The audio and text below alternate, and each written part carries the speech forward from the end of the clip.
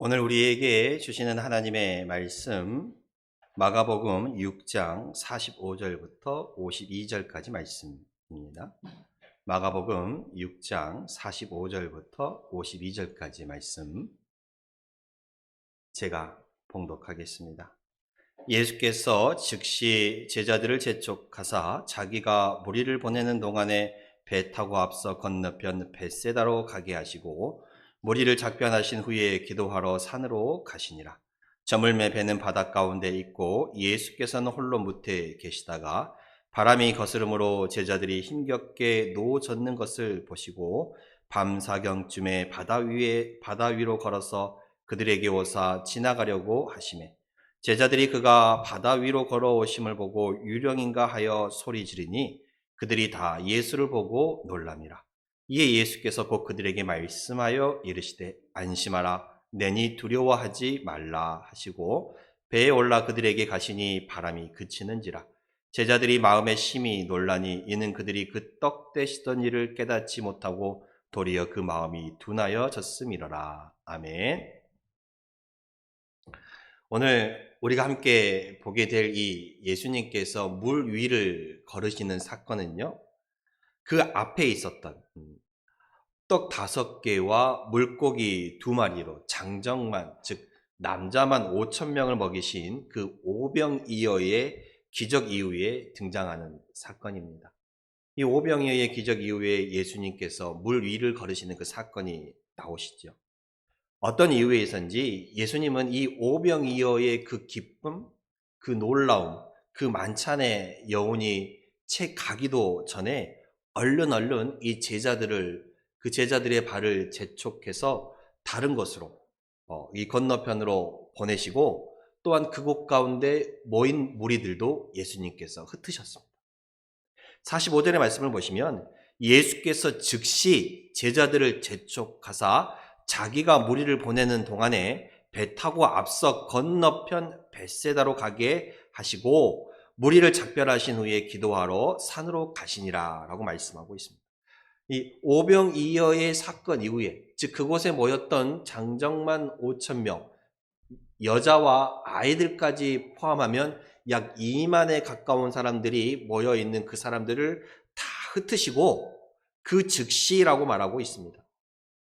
이 오병이어의 기적의 그 사건을 보여주신 이후에 정말 사람들이 물고기 2마리와 보리떡 5개로 이루어진 이 놀라운 사건을, 이 풍성한 잔치를 경험하고 그 기쁨이 채 가시기도 전이었습니다.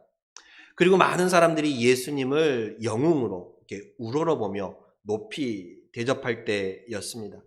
그런데 예수님은 그 무리를 전부 다 그 자리에서 빨리 흩으실 뿐만 아니라 이 제자들의 그 발걸음을 재촉하셔서 건너편으로 배를 타고 건너가도록 하셨습니다. 왜 그랬을까요?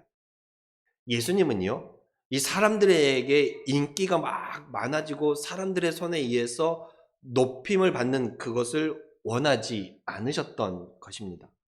왜 그것을 원하지 않으셨을까? 예수님은 그들의 생각을 아셨기 때문에 그렇습니다. 이 그들 가운데 모여있던 많은 무리들은요, 이 예수님에 대해서 이 땅에 예루살렘에 이스라엘의 왕으로, 그리고 정치적인 메시아로서, 또한 이 로마의 핍박 가운데 있는 그 로마에서 자신들을 해방시켜줄 이 로마로부터의 구원자로 삼으려고 하였던 것입니다. 그래서 예수님은 서둘러 그 무리들을 얼른 해산시키시고 그들의 그 잘못된 그 생각이 더욱더 커지지 않도록, 그리고 그 생각에 제자들 또한 이렇게 휘말려 들지 않도록 무리를 얼른 흩으시고 제자들을 건너편 벳세다로 보내신 것입니다. 그래서 예수님은 많은 사람들이 우러러보고 막 높이며 막 예수님을 칭송하고 있을 때 오늘 45절에 말씀하신 것처럼 즉시로 제자들을 배를 타고 건너편 벳세다로 가시게 하셨습니다. 그리고 예수님은 이 제자들을 재촉했다라고 말하고 있습니다. 제자들을 재촉하사라고 말하고 있죠. 이 재촉한다는 게 뭐예요? 가기 싫은데 막 억지로 막 가라고 등 떠밀어 미는 것을 재촉하라는 것입니다. 얼른 가라고. 얼른 가라고, 얼른 건너가라고 이렇게 등더미로 미는 것을 재촉하는 것이지요. 그러면서도 예수님은 홀로 남아서 그 자리에 무리들을 흩으시고 기도하러 산에 올라가셨다라고 말씀을 하고 있습니다. 왜 이렇게 하셨는지, 바로 그곳에 모인 무리들의 마음속에 자리 잡은 그 생각을 아셨기 때문에 그렇지요. 정치적인 메시아로서, 이 땅의 왕으로서, 그리고 노마로부터 우리를 해방시켜줄, 또는 이 굶주림으로부터 나를 해방시켜줄 그러한 메시아로, 왕으로 예수님을 높이려 하였기 때문에 그렇습니다. 그런데 예수님은 이 땅에 이 정치적인 메시아, 노마로부터의 그들을 해방시켜줄 구원자가 아니라 예수님은 이 땅에 온 인류의 죄악에서 건지시기 위한 그 구원자로서 이 땅에 오신 것입니다. 요한복음 6장 15절에 보면요, 주님께서 사람들이 자기를 억지로 잡아 왕으로 삼으려는 줄 아시고 산으로 떠나셨다라고 기록을 하고 있어요. 그러니까 억지로 자기의 배고픔을 해소시켜주고 이 정말 놀라운 이적을 행하신 예수님을 우리의 왕으로 삼아서 우리가 노마로부터 해방되고 이 굶주림으로부터 해방되고자 하는 그 생각, 억지로 자기를 왕으로 삼으려는 그 생각을 아시고 예수님께서는 그들을 흩으시고 제자들을 건너편 벳세다로 보내시고 또한 기도하러 산으로 가셨다라는 것입니다. 예수님은 세상의 영광을 거부하신 것입니다. 이 세상의 영광 받는 그 자리를 즉시 피하시고 기도하러 산으로 올라가셨습니다. 그리고 그 이후에 예수님께서 이 물 위를 걸으신 사건을 오늘 본문에 기록하고 있습니다. 예수님께서는 무리를 흩으시고 제자들을 건너편 벳세다로 가게 하신 후에 이 제자들을 떠나보내시고 무리들을 흩으신 다음에 홀로 쉬시기 위해 편한 곳으로 가지지 않았어요. 어디로 가셨어요? 기도하시기 위해 산으로 올라가셨다라고 말씀을 하고 있습니다. 왜 예수님은 바로 지금 이때에 기도하러 홀로 올라가셨을까? 그곳에 많은 무리들은 예수님을 높이기 위해서, 예수님을 왕으로 세우기 위한 그런 마음을 가지고 있었어요. 세상의 높임, 세상의 영광을 예수님께 드렸다라는 것입니다. 그러나 예수님은 그것을 거부하셨죠. 그리고 제자들이 그러한 상황에 또한 그러한 모습에 휘말리지 않도록 얼른 제자들을 또 재촉해서 건너편 벳세다로 건너가도록 등을 떠미셨습니다. 그리고 예수님은 산으로 올라가 기도하셨죠. 어쩌면 예수님 마음 가운데도 스며들지 모르는 이 세상에 대한 영광, 그 욕심, 욕망을 없애버리시기 위해서 이 땅에 오신 그 예수님의 사명, 그 사명을 다시금 재확인하시기 위해서 산에 올라가 기도하신 것 같습니다. 기도를 통하여서 이 세상의 영광과 사단이 주는 그 달콤한 유혹에서부터 벗어나기 위해서였던 것입니다. 뿐만 아니라 예수님께서는 이 기도 이후에 제자들에게 다가가시는 물 위로 걷는 이 이적 사건을 통하여서 정말로 하나님의 능력이 나타나는 그 방법은 기도밖에는 없음을 또한 보여주기 위해서였습니다. 그렇습니다. 우리 역시 그래요. 하나님의 일을 해나가면서요, 이 땅에서 우리에게 맡겨진 일을 해나가면서 우리가 먼저 해야 할 것은 바로 하나님 앞에 엎드리는 그 모습이 있어야 한다는 거예요. 살아가다 보면 우리가 세상에 젖어, 세상의 영광에 젖어, 세상의 물질에 젖어, 세상의 그 욕망에 젖어 우리가 거기에 무너질 때에 예수님이 그랬던 것처럼 잠시 따로 떨어져 하나님과 깊은 교제를 갖는 그 기도의 시간을 가짐으로써 성도로서 이 땅에서 우리가 가져야 할 그 마음의 가짐을 다시 한번 생각하고 다잡는 것입니다. 우리가 기도하는 시간을 갖지 않고, 우리가 하나님과 교제하는 그 시간을 갖지 않고, 우리의 그 일들을, 내게 맡겨진 그 일들을, 하나님의 사명을 이 땅에서 내가 해야 할 그 일들을 해나간다면 오직 내 힘으로만 하게 되고 인간적인 생각과 인간적인 방법과 인간적인 욕심이 앞서게 된다는 것입니다. 결국은 내가 드러나게 되고 결국은 내가 하게 되고 하나님의 영광이 가리워지는 것입니다. 그래서 우리는 모든 일이 끝난 이후에도 그러한 세상의 영광에 취하지 않기 위해 세상의 그 물질 만능주의에 세상의 유혹에 빠져들지 않기 위해서 또 기도하는 시간을 분명히 가져야 합니다. 그래서 하나님의 세미한 음성을 듣고 그 음성을 붙잡고 다시금 나로 하여금 하나님의 자녀로서 세워가는 그 모습이 우리 가운데 있어야 한다라는 것입니다. 분주할수록 바쁠수록 더욱더 하나님과 만나는 하나님과 교제하는 그 시간을 가짐으로 인해서 세상 속에서 흐트러진 그 마음을 내가 바로잡고 하나님의 능력을 내가 바로잡아서 이 땅 가운데 하나님의 자녀로서 살아가는 그런 놀라운 힘을 덧입게 된다는 사실입니다. 또한 이 오병이어의 이 놀라운 사건 이후에 즉시로 예수님께서 제자들을 재촉하사 이 건너편 벳세다로 보내시고 무리를 흩으시는 것, 그것 또한 이 제자들을 훈련시키기 위해서였습니다. 너희가 이 세상에서 영광받고 사람들에게 인기를 받는 그 자리에 너무 오래 머물러 있지 말라는 것입니다. 이 오병이어는요, 사람들이 그 놀라운 기적을 보고 예수님을 드높이고 이 제자들을 드높이는 그 영광의 칭찬의 놀라움에 이 제자들이 흠뻑 젖어 있을 때였습니다. 그러나 그것은 사람이 행한 것이 아니지요. 누가 행한 것입니까? 하나님이 행하신 놀라운 능력입니다. 그런데 거기에 취해서 내가 마치 무언가 된 것인 마냥, 내가 마치 놀라운 능력이 있는 것 마냥 제자들이 거기에 취해 살아갈까 봐 그 세상의 인기에 세상의 영광에 너무 오래 머물러 있지 말라라는 것입니다. 그리고 예수님은 제자들을 급히 재촉하셨죠. 건너편 벳세다로 재촉하셨습니다. 왜 그럴까요? 이 땅에서뿐만 아니라 이 건너편 거기에서도 또 주의 말씀을 기다리는, 주의 은혜를 기다리는 수많은 영혼들이 있기 때문에 그렇습니다. 예수님은 이처럼 이 공생의 사역을 시작하시면서 끊임없이 맡은 바 자기의 일을 최선을 다해 해나가셨습니다. 그럼 오늘 우리는 어떤가요? 과연 나도 하나님께서 허락하신 내게 주어진 그 시간들 가운데서 하나님께 받은 바 그 삶의 자리에서 최선을 다하고 계십니까? 우리 모두는요, 내일을 계획하며 살아가지만 정작 그 내일을 장담할 수 없는 것이 우리의 인생입니다.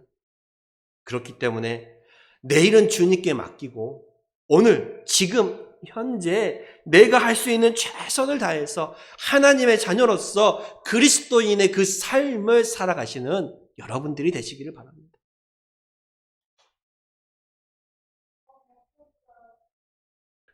주님께서 우리에게 맡기신 그 일을 잘 감당하고 그 일에 충성되이 헌신하며 살아가는 저희들이 되어야 할 것입니다.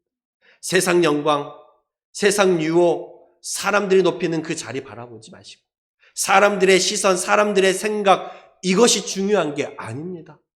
내가 하나님과 깊은 교제를 갖고 하나님의 자녀로서 내가 정말 하나님께서 내게 맡기신 그 일들에 주어진 시간들 가운데 최선을 다하고 있는가? 그것을 먼저 생각해 보셔야 할 것입니다. 혹여 내 삶 가운데, 내 생각 가운데 이 세상의 그 유혹들이 스며들려 하거든 주님이 그러셨던 것처럼 따로 떨어져 하나님과 교제하는 시간을 가지시고 기도하심으로써 하나님의 자녀로서 더욱더 올바르게 서가도록 노력하시는 여러분들이 되어야 하실 줄로 믿습니다. 이 주님은 그곳 가운데 모인 무리들을 흩으시고 제자들을 벳세다로 등 떠밀어 배를 타고 밀었습니다. 얼른 가라라고 하셨죠. 근데 그 제자들에게 지금 어떠한 일이 일어나고 있습니까? 47절과 48절에 보면요. 저물매 배는 바닷 가운데 있고 예수께서 홀로 무태에 계시다가 바람이 거스름으로 제자들이 힘겹게 누워졌는 것을 보시고 밤 사경쯤에 바다 위로 걸어서 그들에게 오사 지나가려고 하시매라고 말하고 있습니다. 바람이 거스름으로 제자들이 힘겹게 노를 젓고 있다라고 말하고 있습니다. 그리고 이 상황에 대해서 요한복음 6장에 보면 뭐라고 말하면 큰 바람이 불어 파도가 일어난다라고 말하고 있습니다. 큰 바람이 불어서 정말로 파도가 일어나서 제자들을 괴롭히고 있었던 것입니다. 지금 제자들은 이 건너편 벳세다로 가는 중이지요. 예수님께서 얼른 재촉해서 정말로 얼른 등 떠밀어서 억지로 그 자리에 남아서 조금이라도 더 그 오병이어의 감격과 그 기쁨에 취하고 싶었는데 억지로 떠난 길이지요. 주님이 이렇게 등 떠밀어 간 길입니다. 근데 가는 중에 정말로 그 갈릴리 바다, 갈릴리 호수가 바람이 불고 이렇게 물결이 너무 높게 치니까 도저히 움직일 수 없는 상황이 되어버린 거예요. 이 제자들이 배를 타고 벳세다로 건너가는 그 상황이요. 어떤 상황이에요? 주님께서 가지 말라고 하는데도 막 억지로 가야 한다고 나섰던 상황입니까? 아니면 주님 몰래 자기 마음대로 그렇게 행동한 상황이었어요? 아니죠. 오히려 제자들은 그 오병이어의 기적 가운데 그 장소에서 조금 더 가급적 오래 머물러 있고 싶었어요. 그 기쁨에 조금 더 취하고 싶었어요. 그 여운을 더 간직하고 싶었던 것입니다. 그런데 지금 주님께서 이 제자들의 등 떠밀어 보낸 그 상황이란 말이에요. 억지로 주님께서 떠밀어 보낸 거예요. 저 건너편 벳세다로. 이렇게 주님의 말씀에 주님께서 등 떠밀은 그 상황에서 배를 타고 건너편 벳세다로 가고 있는데, 아니 이왕이면 주님께서 가라고 주님께서 미는 그 길인데 순풍이 불어야지 지금 어떤 상황입니까? 도리어 파도가 높게 일고 바람이 막 불어서 앞으로 나아갈 수 없는 상황이 된 거예요. 고난과 역경 가운데 있습니다. 이 물결치는 그 물결과 바람으로 인해서 괴로움을 당하고 있는 상황인 거예요. 왜 주님의 말씀대로 주님이 등 떠밀어서 가고 있는데 불구하고 왜 이러한 상황을 만난 것일까? 우리가 생각하긴 그렇잖아요. 주님이 가라 해서 간 길인데, 주님이 가시라 해서 간 길인데, 그러면 그 길이 순탄해야 되는데 지금 그 길이 순탄하지 않는다라는 거예요. 이것은요, 오늘 우리의 믿음의 상황 가운데서도 있는 사람들입니다. 믿음의 사람들에게도요, 고난이 있어요. 예수 믿는 사람들에게도요, 시련이 있고 역경이 있고 아픔이 있어요. 여러분, 우리가 흔히 예수를 믿으면 정말로 아무런 문제 없이 그야말로 정말 만사현통할 것이다 라고 생각하는 사람들이 많이 있어요. 그런데요, 예수를 믿음에도요, 우리 삶 가운데 당하는 어려움이 있고 또 우리 삶 가운데 당하는 고통이 있습니다. 성경에 보면 수많은 사람들이 정말로 이 수많은 믿음의 선배들이 하나님을 믿음에도 불구하고 그 믿음의 삶의 어려움과 수많은 장애물을 만난 것을 볼 수가 있어요. 모세 역시도 그러했고 엘리야 역시도 그러했고 많은 성경의 수많은 하나님의 자녀들 역시 그러했습니다. 하나님의 명령에 따라 순종하며 사명의 길을 갔지만 그들 역시도 수많은 어려움과 그 장애를 역경에 부딪혀야만 했다라는 거예요. 예수님께서도요, 그 공생의 삶이 결코 순탄하지만은 않았습니다. 그래요. 하나님의 말씀에 따라 살아가고자 하는 순종의 성도들에게도 고난은 찾아올 수 있습니다. 역경이 찾아올 수 있어요. 어려움이 찾아올 수 있어요. 우리가 예수님 믿고 살아가면서 하나님의 인도하심에 따라 살아가지요. 그래서 예수님께서 우리의 삶의 목자가 되어 주셔서 우리를 푸른 풀밭으로 인도하시고 마치 오병이어의 기적과 같은 그러한 놀라운 이적을 우리의 삶에 보여주십니다. 그런데 때때로 하나님의 말씀대로 살아감에도 이 제자들이 예수님이 재촉해서 등 떠밀어 갖는 그 상황 속에서도 역풍을 만나고 풍랑을 만나고 큰 바람을 만났던 것처럼 우리가 예수 믿고 살아가면서도 불구하고 어려움이 있고 고난이 있을 수 있다는 거예요. 왜 그럴까요? 그것은 우리의 대적 마귀가 우리를 넘어뜨리기 위해서, 우리를 삼키기 위해서 그렇게 시련을 주고 또 걸고 넘어뜨리기 때문에 그렇습니다. 욥 기사를 보면 욥이 까닭 없이 시련을 당했던 그 사실을 보면 우리가 너무나도 잘 알 수가 있습니다. 하나님의 자녀들은 하나님의 인도하심과 하나님의 보호하심을 받고 살아가는 것 분명한 사실입니다. 그렇지만 그럼에도 불구하고 우리에게 시련과 역경이 없다는 말은 아니라는 거예요. 그렇기 때문에 때때로 신앙생활 하면서 가정 가운데, 자녀 가운데, 내 삶 가운데 어려움이 있다고 하여서 하나님을 의심하거나 넘어지거나 믿음을 저버리지 마시기를 바랍니다. 나와 함께 계시는 그 하나님을 의심하지 마십시오. 오히려 그러한 기간을 통하여서 하나님을 더욱더 의지하고 찾고 찾음으로써 우리의 믿음을 하나님께 보일 수 있는 그러한 시험의 장으로 생각하시고 더욱더 하나님의 은혜를 체험하는 그 축복의 통로로 삼으시길 바랍니다. 아브라함에게 하나님께서 100세에 얻은 아들 이삭을 하나님께 제물로 바치라라고 했을 때 그 어려운 시험 가운데서도 하나님은 그 아브라함의 믿음을 보고자 하셨던 것처럼 사단이 우리를 유혹하고 사단이 우리를 걸고 넘어뜨리려고 하여도 그러한 상황 가운데서도 하나님 앞에 우리의 믿음을 보일 수 있는 욥과 같은 여러분들이 다 될 수 있기를 바랍니다.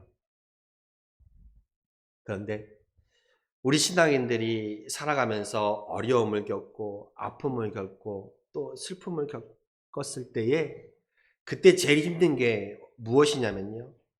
내 인생 가운데 내 삶 가운데 이렇게 역풍이 불어오는데 과연 하나님은 예수님은 어디 계시냐라는 그런 생각이 들 때가 있다라는 것이지요. 아무리 힘들어도 하나님이 예수님이 나와 함께 하는 것을 보이면 문제가 없어요. 그런데 그 하나님이 나와 함께 하시는 것 같지 않다라는 느낌이 들 때가 제일 힘든 겁니다. 하나님, 내가 지금 이렇게 힘든 가운데 있는데 주여 어디 계십니까? 주여 나를 바라보고 계십니까? 그러한 생각이 들 때가 있다라는 것이죠. 지금 오늘 이 제자들도 예수님의 그 등 떠밀려 건너편 벳세다로 가고 있는데 그 갈릴리 호수에 떠 있는 배 가운데에 큰 바람이 불고 큰 물결이 치고 있어요. 이 제자들은 당황하면서 정말 고통 가운데 있는데 예수님이 보이지 않는 거예요. 예수님이 보이지 않아요. 그런데 정말 예수님께서 그들을 외면하시고 그들을 떨어놓으신 걸까요? 아니에요. 오늘 46절과 48절 말씀 보세요. 무리를 작별하신 후에 기도하러 산으로 올라가셨고요.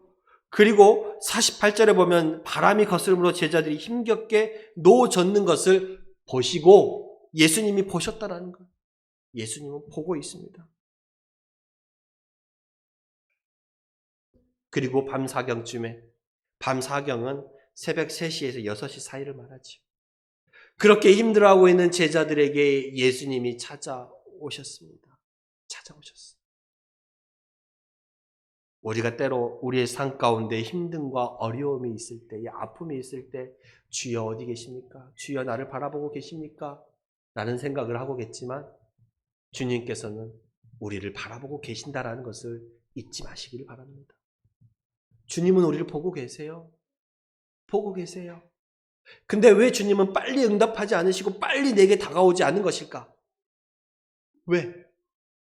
오늘 본문에서도 제자들이 힘겹게 노젓고 계시는 것을 주님께서 보셨습니다. 보셨음에도 불구하고 바로 가시지 않고 밤 사경쯤에 가셨어요. 좀 더 있다가. 왜 좀 더 있다가 가셨을까? 이 힘들어하는 시기에 바로 가셔서 구원해 주시면, 손을 내밀어 주시면 좋을 텐데, 내가 지금 힘들고 어려운 순간에 주님 내게 오셔서 이 문제를 지금 해결해 주시면 좋은데 왜 바로 오시고 바로 응답하지 않으신 것일까? 그건 바로 내가 온전히 주님 앞에 손 다 들고 오기를 기다리시는 거예요. 바람이 불고 막 물결이 치는 그때에 제자들이 배가 뒤집히지 않으려고 얼마나 노력했겠어요. 정말 힘을 있는 대로 썼을까요? 도저히 우리가 이것을 어떻게 할 수 없다라고 그렇게 생각되어질 때쯤 주님께서 오셨던 것이지. 우리도 그래요. 우리의 삶 가운데 어려움이 찾아오잖아요. 주님의 앞에 부르짖어요. 근데 주님께서 지금 바로 나의 상황 가운데 개입하셔서 응답하시면 좋겠는데 그렇지 않을 때가 있어요. 왜 그럴까? 내가 더 낮아지기를 원하시는 거예요. 내가 더 겸손해지기를 원하는 거예요. 내가 더 하나님을 바라보기를 원하는 거예요. 왜요? 그렇지 않으면 나중에 또 하나님께서 우리를 도와주셨을 때에 이것이 하나님의 은혜가 아니라 그래 내가 열심히 해서 이것을 이겨나갔다라고 또 내 자랑이 되고 내 노력이 되기 때문에 그래요. 그래서 내가 온전히 주님 앞에 정말 두 손 두 발 다 들고 엎드릴 때야 찾아오시는 거예요. 왜요? 그제서야 정말 내가 모든 것을 포기한 그 순간에서야 이것이 정말 하나님의 은혜임을 내가 절실하게 깨닫기 때문에 되기 때문에 그래요. 내 자아가 무너지지 않으면요, 내 고집이 무너지지 않으면, 내 아집, 내 생각, 그 굳어진 것들이 무너지지 않으면 주님이 나에게 도움을 주셔도 그것이 그때뿐인 거예요. 그때뿐인 거예요. 왜요? 아직도 내가 살아있으니까. 내 생각이 살아있고, 내 자아가 살아있고, 내 고집이 또 살아있어 또 그것이 튀어나와. 그러니 주님께서는 기다리시는 거예요. 너를 내려놓아라. 낮아져라. 겸손해라. 그리고 내가 더욱더 주님 앞에 엎드리고 겸손해질 수밖에 없는 그 순간에 주님 찾아오십니다. 그리고 말씀하시죠. 안심하라. 안심하라. 내니 두려워하지 말라. 정말로 아무것도 할 수 없다라는 생각이 들 때, 정말로 내가 이제는 어떻게 할 수 없다라는 생각이 되어질 때에 모든 것을 포기하는 그 순간에 주님 먼저 내게 오셔서 하시는 말씀, 안심하라. 두려워하지 말라라는 거예요. 주저앉지 말라는 거예요. 이제 다시 힘을 내라라고 말씀하시는 것입니다. 안심하라. 내니 두려워하지 말라. 주님 오셔서 우리의 마음을 위로해 주시고 우리의 상처를 싸매어 주시고 주님 우리의 손을 잡아주시면서 안심하라. 내니 두려워하지 말라라고 말씀하시는 거죠. 내가 무너지는 그 순간에 나의 것을 다 내려놓는 그 순간에 주님 내게 오셔서 나를 다시 일으켜 세워주시는 것입니다. 내 고집이 무너지는 그 순간에 내 생각, 굳었던 그 생각이 무너지는 그 순간에 내 아집이 꺾이는 그 순간에 주님 찾아오셔서 손 내미시며 두려워하지 말라, 안심하라, 우리를 위로하시며 우리를 다시금 세워주시는 것입니다. 주님은 나의 고통 가운데 외면하지 않으시고 눈 감고 계시는 것이 아니에요. 지금 나의 삶 속에 지금 나의 어려움 가운데서도 주님은 나를 바라보고 계시는 거예요. 그러면서 기다리고 계시는 거예요. 내가 온전히 주님 앞에 손들고 나올 때까지 온전히 주님을 붙잡을 때까지 기다리고 계시는 거예요. 이제는 내가 어떻게 할 수 없다고 생각되어질 때 정말 이제는 주님이 아니면 어찌할 방법이 없다라고 느껴질 때 주님 오셔서 안심하라, 내니 두려워하지 말라라고 말씀하십니다. 그리고 주님이 우리의 삶에 우리의 인생의 배에 오르시면 그 역풍이 그 큰 바람과 파도가 잠잠해질 줄로 믿습니다. 오늘 50절의 말씀에 안심하라 내니 두려워하지 말라 하시고 배에 올라 그들에게 가시니 바람이 그치는지라.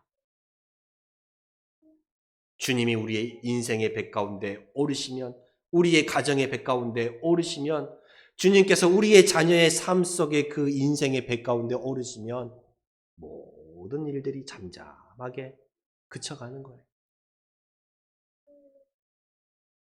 그러니 여러분의 삶 속에 어려움이 있다 할지라도 주님이 어디 계신가 하는 마음이 들지라도 의심하지 마시고 믿음에 등 돌리지 마시고 더욱더 내가 주님 앞에 정말 내려놓아야 할 것은 없는지 생각하시면서 주님을 바라보면서 그 주님께 더욱더 소망과 의지를 담아 드리시면서 주님 오시는 그 순간 이 문제가 해결된다는 것을 깨달으시고 그 주님 오셨을 때에 나에게 찾아오셔서 안심하라, 내니 두려워하지 말라 말씀하시는 그 순간이 오늘 저와 여러분들에게도 있어지기를 소망합니다. 주님은 우리를 외면하지 않으십니다. 결코 외면하지 않습니다. 지금도 저와 여러분들을 보고 계세요. 근데 왜 내 삶 속에 이 문제가 해결되지 않는 것입니까? 아직도 누가 살아있기 때문에, 내가 살아있기 때문에, 내가 살아있기 때문에 그 주님의 음성, 그 주님의 발걸음이 내게 오지 못하고 있는 거예요.